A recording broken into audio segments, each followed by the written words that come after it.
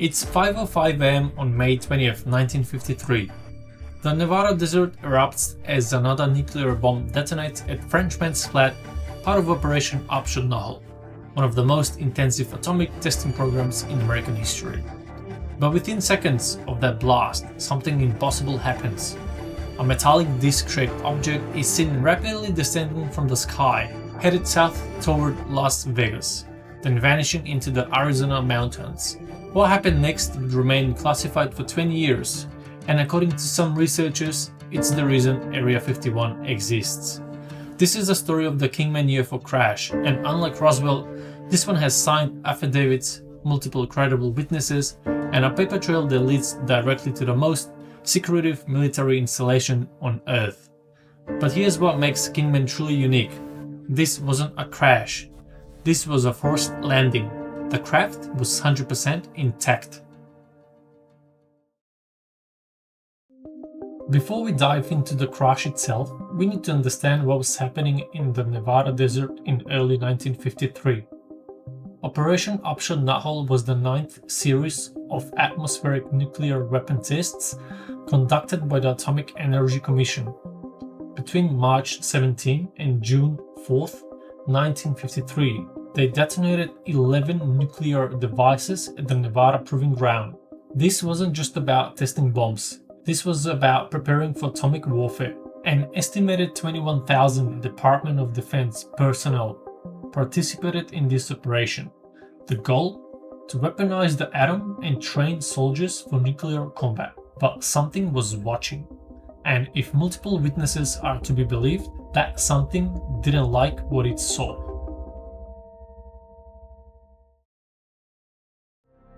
On the evening of May 20th, 1953, Dr. Ed Dole, a project director and physicist for Operation Upshot-Knothole, made an unusual phone call to one of his engineers. The engineer's name was Arthur G. Stansel Jr., though for 20 years he would only be known by a pseudonym, Fritz Werner. Dr. Dole told Stansel he would be doing a special job the following day. No details. Just report to Indian Springs Airfield with 39 other scientists, 40 specialists in total.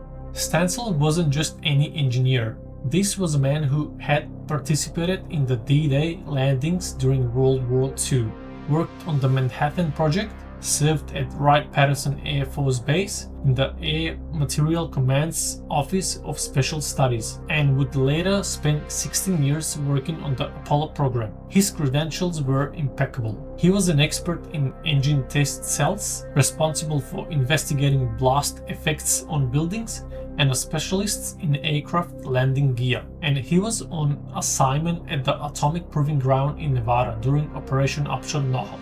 The next morning on May 21st, 1953, Stansel and 39 other specialists reported as ordered.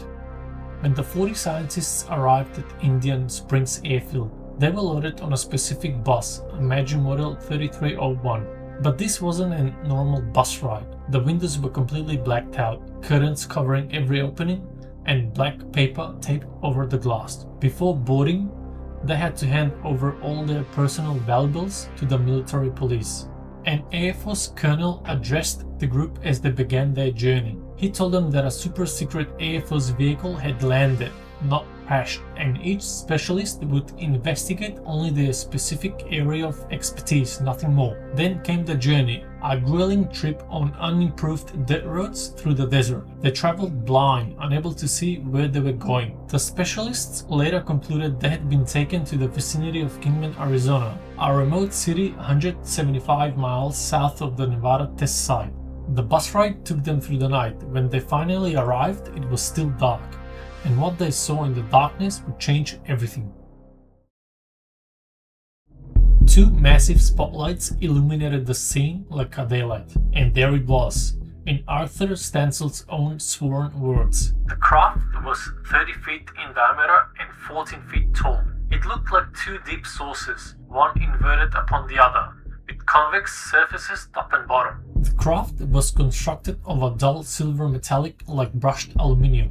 Around the outer circumference of the disc was a series of slots running all the way around. There was a small entry hatch on the lower portion of the ring, a curved opening that had been vertically lowered. It measured approximately 3.5 feet high by 1.5 feet wide. Remarkably, it had no visible hinges. The craft had embedded itself into the desert sand at about 15-degree angle, roughly 20 inches deep, with absolutely no structural damage. No scratches, no dents, no deformation whatsoever. No landing gear was visible. Sand that deeply, even at a 50-degree angle, without showing a single mark of damage, was physically impossible. When Stansel inquired about the material composition of the craft, a natural question for an engineer analyzing structural integrity, he was told something shocking. The material itself was classified. As researcher Richard Dolan would later observe, the material science of these beings could be one of the most important things we've learned. Their ability to create certain materials, even perhaps more than just propulsion itself, could be of unbelievably immense value. Think about this logistically. You've assembled 40 of the nation's top scientific minds. You've transported them on a grueling journey through the night on dirt roads. You've got a craft of unknown origin sitting in the desert, and you give them 1 hour total. Why the rush? One scientist managed to glance through the open hatchway before being immediately reprimanded. He caught a brief glimpse of the interior. 2 swivel-like seats, an oval cabin, numerous strange instruments and displays unlike anything in conventional aircraft. But the most disturbing discovery wasn't the craft itself. Near the craft stood a guarded tent, and inside that tent were 4 humanoid beings. According to researcher Harry Drew's investigation, there was one figure who stood in front of the other 3, apparently the commander. The beings came up to approximately the shoulder height of a 5'10" man. They had eyes that were slightly further apart than human eyes, and they had pointed chins. These weren't the typical grey aliens of popular culture. These were more humanoid looking, but distinctly not human. And here's where the story takes an extraordinary turn. According to Harry Drew, there was communication between high-level military brass and the apparent commander of these beings. And the commander made one condition absolutely clear. "We will go with you, only under one condition, that you do not separate us." The beings were alive, they were communicating, and they agreed to go with the military, but only if they stayed together. This wasn't a crash site with dead bodies. This was a negotiation with surviving occupants of a forced landing. After each specialist completed their brief examination, they were escorted back to the Magi bus. On the return journey through the darkness, still unable to see where they were, the Air Force colonel made them to do something unprecedented. Each scientist had to raise their right hand and swear an oath that they would never discuss what they just witnessed. Each specialist was ordered to write their reports by hand. No typing, no copies, no reproduction. The message was clear. This incident would be buried. They arrived back at Indian Springs before dawn. The entire operation, transport, investigation, return was completed under cover of darkness, and for 20 years it remained buried.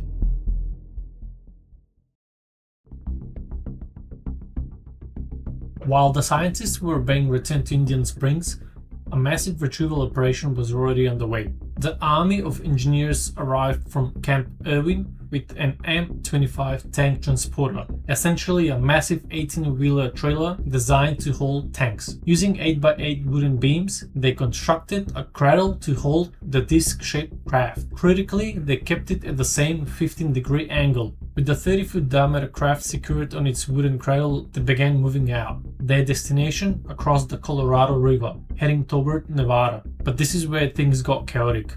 The initial plan was to cross the Colorado River at Hoover Dam, but there was a problem. The light fixtures along the roadway across the dam. With a 30-foot diameter craft on the back of a transporter, they couldn't navigate around those fixtures, and there was also traffic. They couldn't make it too obvious what they were moving in broad daylight, so they made a desperate decision. They diverted to a put-in point about 250 to 300 feet north of the north wall of Hoover Dam. The army, working frantically through the night, strung a cable across the Colorado River. They brought a barge down the river, and they drove the entire M25 tank transporter with the 30-foot disc and its wooden cradle onto that barge. Picture this scene. It's night, there's yelling, chaos. They're trying to move this massive craft across the Colorado River in secret. They started pulling the barge across using the cable, and then the cable snapped. The barge, now uncontrolled, began drifting down the Colorado River with the tank transporter and the craft on board. According to Harry Drew's investigation, the barge only drifted a couple of hundred feet before they regained control. But in those moments of panic, something significant happened. The outer edge of the 30-foot disc impacted the north wall of the Hoover Dam. To this day, right now, as you are watching this, there may be a scratch mark or a dent on the north wall of Hoover Dam that would partially confirm this entire retrieval operation. Eventually, they got the barge under control and successfully crossed the Colorado River, but their destination raises perhaps the most controversial question in this entire case. According to Harry Drew's investigation, the craft and the 4 beings were taken to a remote operation facility at Groom Lake, Nevada. The official story is that there was nothing at Groom Lake in 1953. The U-2 spy plane, the supposed reason for selecting Groom Lake as a test site, didn't make its first flight until 1955. Drew insists there was a remote operating facility at Groom Lake in 1953. Maybe just some rudimentary hangars, basic facilities, but something was there. And here's why this might actually make sense. If you assume the UFO phenomenon is real and that materials have been studied since the 1940s, then Groom Lake could have been selected as a site for UFO research before it was needed for the U-2 program. The U-2 would then provide the perfect cover story, a legitimate, explainable reason for why Groom Lake was developed, while masking the real reason it was chosen: to study recovered UFO technology in the most remote, secure location possible. As Richard Dolan pointed out, it wouldn't be surprising if Groom could have been selected as a site and also deemed useful for experimental aircraft like the U-2. The U-2 would provide the perfect explanation as to why Groom Lake was developed, because it's legitimate on the one hand, and it just takes questions away from anything else going on there. For 18 years, Arthur Stancil kept his silence, bound by his oath and his security clearances. He continued his distinguished career working on some of America's most advanced aerospace projects. But in 1971, something changed. On February 3, 1971, 2 young UFO researchers, Jeff Young and Paul Chetnam, conducted an interview with Stancil, who was now living in the Boston area and working for Raytheon on avionics systems. Stancil had been wrestling with his conscience. He'd initially told them only about seeing a UFO near the atomic test site, but after 4 martinis, as he later admitted to researcher Ray Fowler, more of the story spilled out. 2 years later, in 1973, veteran UFO investigator Ray Fowler, one of the most respected, technically knowledgeable and intellectually rigorous UFO researchers in the field, tracked Stancil down and convinced him to make an official statement. Now, here's what's crucial. This was before the Roswell story broke publicly. Stancil wasn't riding any coattails or jumping on a UFO bandwagon. He was the first major witness to break silence about a UFO crash retrieval. On June 7, 1973, Arthur G. Stancil Jr., under the pseudonym Fritz Werner, to protect himself from government retaliation, signed a sworn affidavit detailing everything he had witnessed at Kingman, Arizona on May 21, 1953. Ray Fowler, a man whose judgment and technical expertise commanded respect throughout the UFO research community, witnessed his signature. The story was finally public, but Stancil wasn't the only witness who would come forward. In October 2000, a man named Bill Uhouse appeared in Stephen Greer's Disclosure Project. Bill Uhouse was a former Marine captain with 14 years of service, including tours in Korea. He was also a mechanical engineer and test pilot who had worked on experimental aircraft at Wright-Patterson Air Force Base. His claims were extraordinary. According to Uhouse, the craft that made the forced landing near Kingman, Arizona in 1953 was indeed transported to Groom Lake. The beings, they were taken to Los Alamos and controlled by the Atomic Energy Commission. But here's where Uhouse's story gets truly wild. He claimed that he was invited by a man from Link Aviation, a legitimate simulator manufacturer company, to work on various flight simulators. Between 1958 and 1963, Uhouse worked as a design engineer on a flight simulator specifically built to train pilots how to fly a recovered disc-shaped craft, and that simulator was based on the Kingman craft. The simulator that they used, or the craft that they used to build, which is a 30-meter one, was the one that crashed in Kingman, Arizona back in the 53. By the way, when Newhouse says crashed, he's using the term loosely. As we know from other witnesses, this was actually a forced landing with an intact craft. The Evening Times newspaper article from 1953 validates his military background. Service company reports confirmed his battalion assignment. Newhouse's credentials check out completely. His story, as wild as it sounds, comes from a legitimate military engineer with verifiable experience in flight testing and simulation design, and documented connections to Link Aviation, the very company he claimed recruited him. Newhouse made another extraordinary claim that connects directly to the four beings from Kingman. He stated that he had direct contact with one of the survivors, an entity that he called J-Rod. According to Newhouse, J-Rod was one of the beings from the Kingman craft who worked with the government on reverse engineering projects. In Newhouse's words, quote, "We had a long period of introduction into meeting an alien, and I called him J-Rod. That's the name the linguists gave him. And he talked. He'd sound just like if you spoke. He'd sound like you. But he'd try and answer your question. Basically, it was only engineering advice or science advice." End quote. Another alleged whistleblower, Dan Burish, claimed he was hired as a microbiologist to care for J-Rod at Area 51, ensuring the entity remained healthy. According to multiple accounts, J-Rod was housed in a special underground chamber at Area 51. Remember the condition the Kingman commander gave to the military. Quote, "We will go with you only under one condition, that you do not separate us." End quote. Were the four beings kept together as promised, or were they eventually separated? We may never know the full truth. In the summer of 1977, UFO researcher Leonard Stringfield, one of the most respected crash retrieval investigators in the field, was invited to speak at the Cincinnati chapter of World Wings at Lunken Airport. During the QA session, a pilot in the audience brought up recovered UFOs and alien bodies story. Stringfield asked him to stay after for a private conversation. In a back room dominated by a huge topographical map of the United States, the pilot made a stunning confession. Quote, "I have seen the bodies." End quote.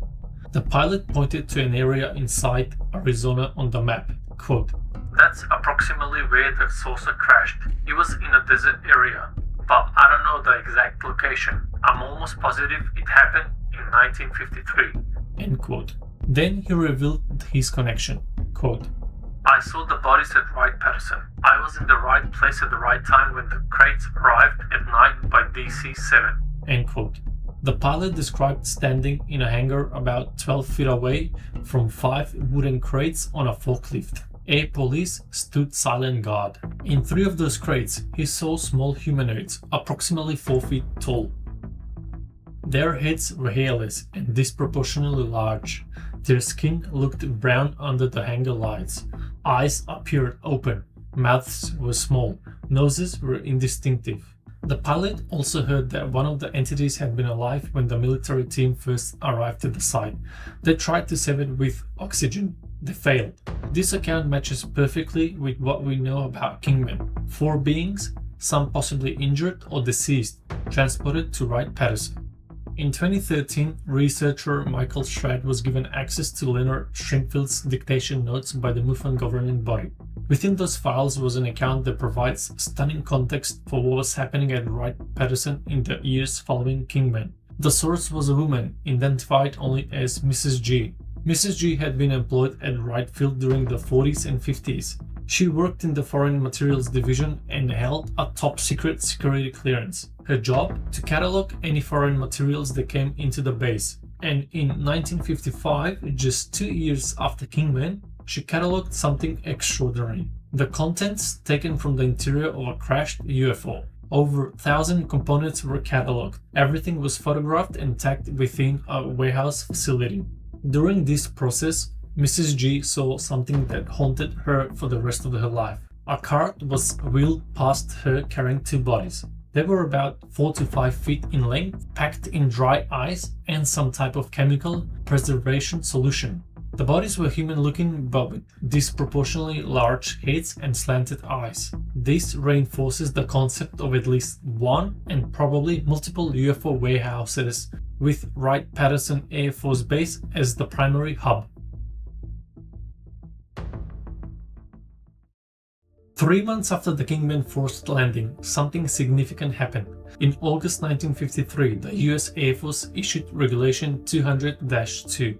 This regulation required all UFO reports to be sent directly to Air Force Intelligence and not Project Blue Book, the supposed official UFO investigation project. This created what intelligence officials call a stovepipe, a direct pipeline that kept credible UFO reports away from Congress, the media, and the world. It was the birth of the modern UFO cover-up infrastructure. Just 4 months before the Kingman incident, the CIA created the Robertson Panel, a group of scientists tasked with debunking UFOs and reducing public interest in the phenomenon. The timing is suspicious, unless they were already dealing with recovered craft and living beings, and unless they needed to control the narrative before more witnesses came forward. Here's where things get really dark. According to 2024 congressional legislation proposed by Senator Chuck Schumer, the Atomic Energy Act has been widely used to misclassify UFO materials. How? By labeling recovered craft and biological materials as transclassified foreign nuclear material. This classification puts UFO evidence under atomic energy secrecy laws, the most restrictive classification in the US government. It restricts access to need-to-know bases and avoids virtually all declassification requirements. The Schumer legislation explicitly stated that the Department of Defense and legacy programs have used the Atomic Energy Act to protect UFO program records and materials. Now think about this. The Kingman forced landing occurred during Operation Upshot-Knothole, an Atomic Energy Commission operation. The craft was allegedly transported to sites controlled by the AEC at Groom Lake and Los Alamos. The beings were also handled by AEC-affiliated facilities. The scientists who investigated the site were also AEC contractors. The entire incident falls perfectly under Atomic Energy Commission jurisdiction. It's the perfect cover-up mechanism, and it was established just 1 year after Kingman in 1954. Multiple military witnesses have testified to UFO incidents at nuclear facilities. Lieutenant Robert Jacobs and Robert Salas both witnessed UFOs interfering with nuclear missiles. UFOs have been reported repeatedly near nuclear weapons facilities, nuclear tests, and nuclear submarines. The idea that a UFO would be active near the Nevada test site, where 11 nuclear warheads were detonated in the spring of 1953, isn't far-fetched at all. In fact, it fits a well-established pattern. Did one of the atomic tests possibly cause the craft to malfunction and force an emergency landing?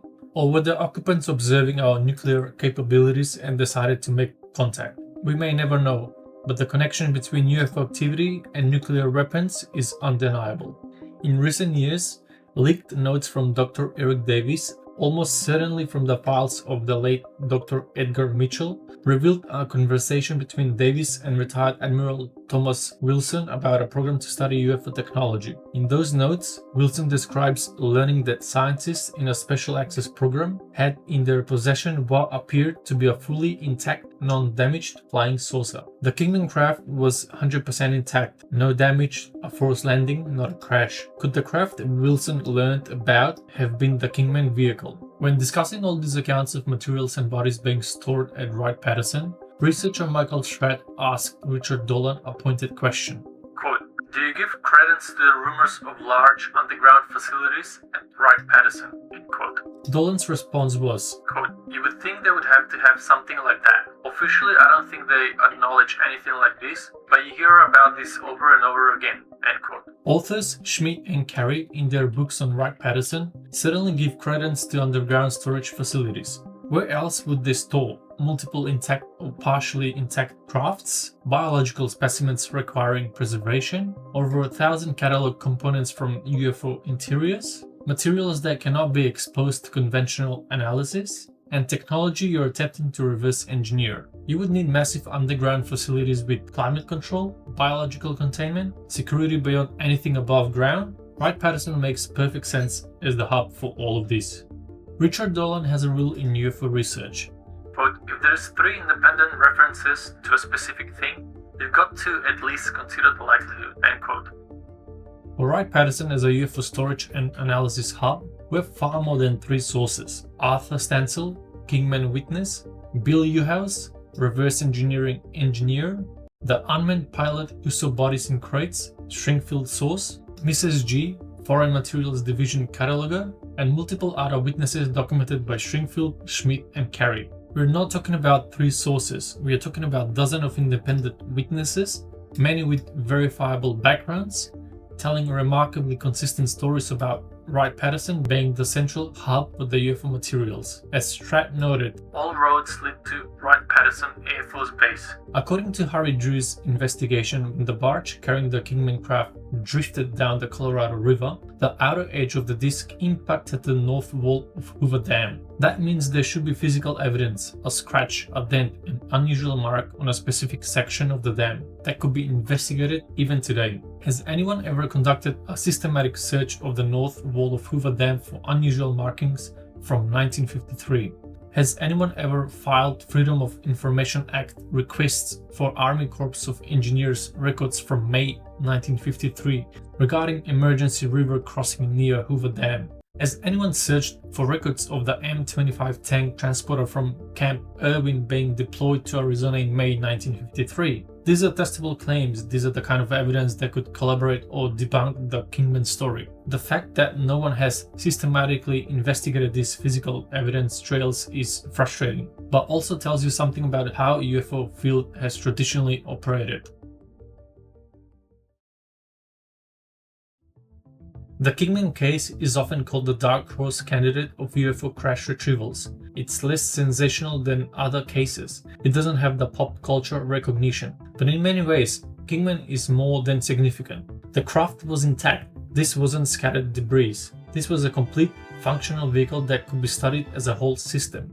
There were living occupants. Unlike Roswell, where witnesses reported deceased beings, Kingman involved survivors who communicated with military personnel. The witness credentials are exceptional. Arthur Stancil's background is completely verifiable. Bill Uhas's military service is documented. These aren't anonymous sources. These are engineers with paper trails. It came first chronologically in disclosure. Stancil went public in 1973, 5 years before the Roswell story broke. The connection to Area 51 founding if the craft was indeed taken to Groom Lake in 1953 and Area 51 was officially established in 1955, the Kingman incident may explain why that location was chosen.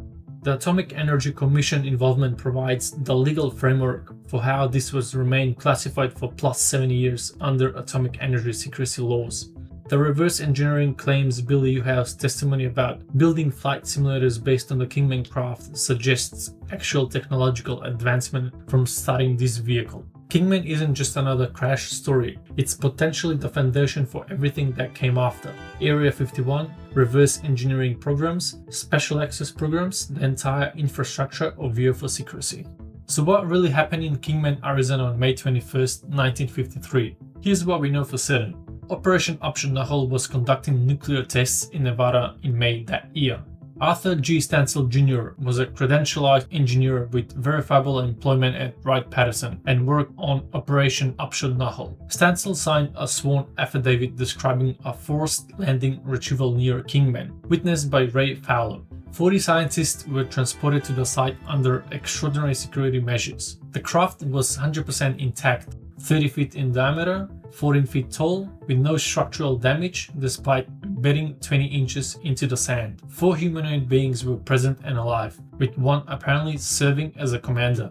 Communication occurred between military brass and the beings, with the condition, "Do not separate us." Multiple Wright-Patterson witnesses reported bodies and craft from 1953 Arizona incidents. The timing coincides with the creation of UFO secrecy regulations. The facilities involved, Wright-Patterson, Los Alamos, Groom Lake, all have documented UFO connections. The Atomic Energy Act has been used to hide UFO materials according to 2024 congressional findings. The 1954 Atomic Energy Act was passed 1 year after Kingman crash, providing perfect legal cover for classification. The evidence is overwhelming. The witness testimony is credible and consistent across the decades. But significant questions remain. What happened to the four beings? Were they kept together as promised? Is one of them the entity known as J-Rod? Where is the craft now? Is it still at Area 51?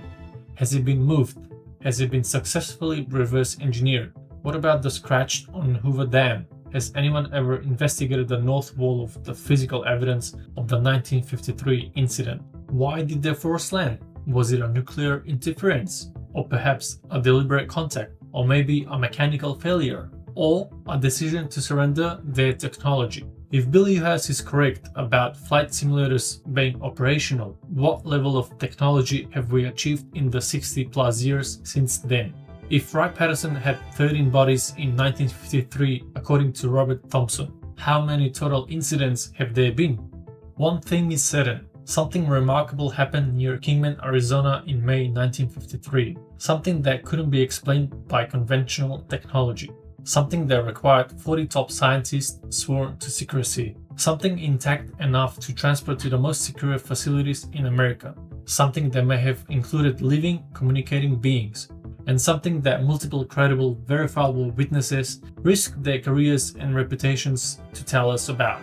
The question isn't whether something happened. The question is, what are they still hiding? And perhaps more importantly, what have they learned? If you found this deep dive into the Kingman case compelling, hit that subscribe button. There are dozens of other crash retrievals with similar levels of evidence, such as the 1948 Aztec crash, the 1952 Spitsbergen crash, the 1957 Yuba Tuba incident. This rabbit hole goes much deeper. If you're from Arizona, especially the Kingman area, and you've heard local stories about this incident, or if your parents or grandparents worked at any of these facilities, drop a comment below. Sometimes the most important evidence is the stories that never made it into official reports, because the truth about Kingman and dozens of other cases like it, it's still out there. We just need to be brave enough to find it.